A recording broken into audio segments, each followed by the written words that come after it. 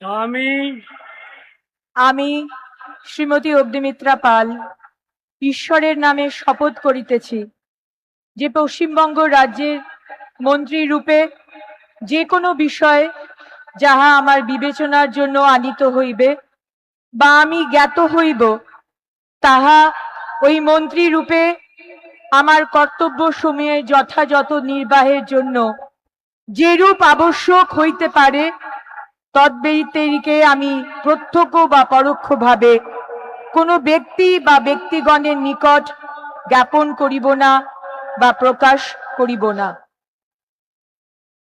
আমি আমি শ্রীমতী অগ্নিমিত্রা পাল ঈশ্বরের নামে শপথ করিতেছি যে বিধি দ্বারা স্থাপিত ভারতের সংবিধানের প্রতি আমি অকৃত্রিম নিষ্ঠা ও আনুগত্য পোষণ করিব। আমি ভারতের সার্বভৌমত্ব ও অখণ্ডতা রক্ষা করিব।